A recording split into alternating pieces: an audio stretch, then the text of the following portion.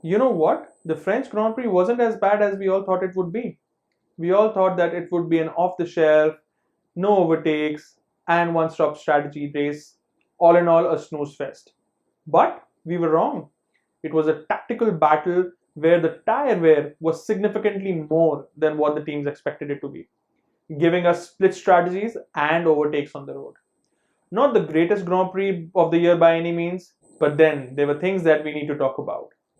Here are my takeaways from the 2021 French Grand Prix. This is Nikhil the Geeky Nomad, and welcome to another episode of the F1 Capsule. So, without further ado, let's get started!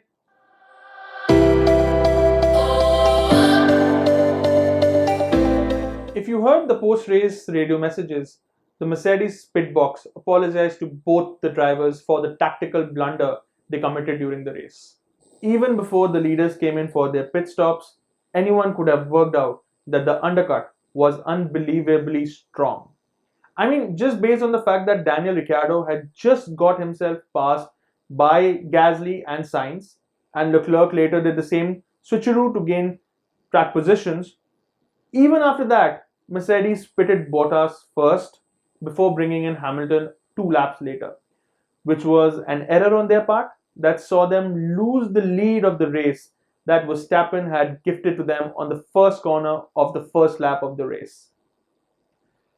To add insult to injury, Red Bull even used Mercedes' own tactic against them by pitting Max for the second time, and eventually cost Mercedes and Hamilton the win. This was the first time since 2019 that Hamilton had not won a race for 3 races in a row. Not only that, by pitting Perez late, they gave him the advantage of fresher tyres at the end of the race. Mercedes and Bottas lost out on the podium by giving Checo back to back podiums for Red Bull. This brings me to my second takeaway. Sergio Perez continues to prove his worth to Red Bull. Those who have been following Perez for some time now know that he is the master of the long stint. By saving his tires and still continuing to churn out competitive lap times, as I mentioned earlier, that because he was able to go long with fresher tires at the end of the Grand Prix, he was able to overtake Bottas for the third place on the podium. Red Bull increased their advantage to a whopping 37-point lead in the Constructors' Championship.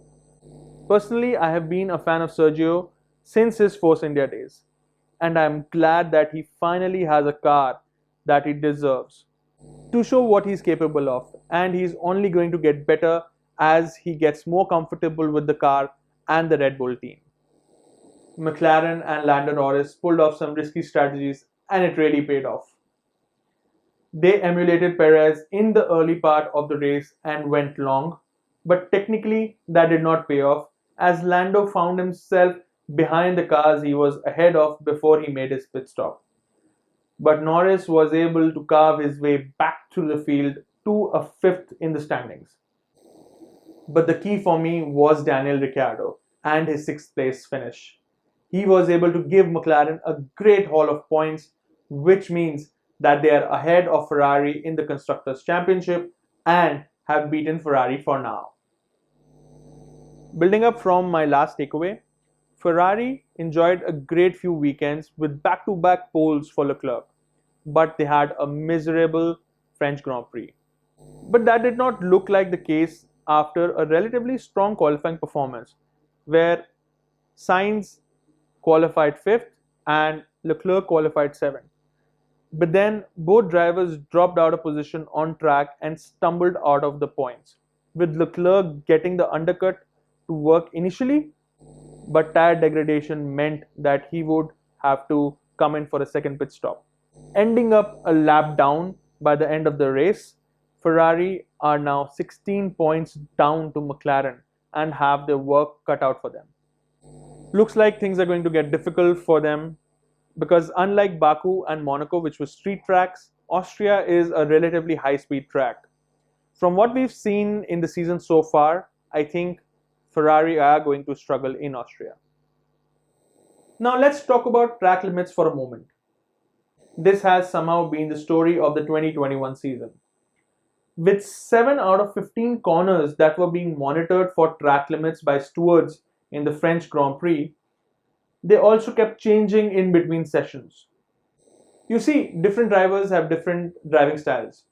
Max went wide on turn 2 and ended up having the pole position. Lance Stroll went wide on turn 6, but then his time was deleted and he was out in Q1 when the race was red flagged. I think that F1 and FIA are missing a trick here and need to get their act together. Why can't we use sensors and use them on every track and on every turn so that drivers cannot exploit track limits? And that gives a level playing field and a fair playing field to all the cars and drivers, no matter what kind of package that they have or what kind of driving style that they have. This is food for thought. Do let us know what you think in the comment section. So these were my takeaways from the 2021 French Grand Prix. As always, if you haven't subscribed, do subscribe to the channel and also hit the bell icon. Until next time, this is the Geeky Nomad signing off. Bye bye.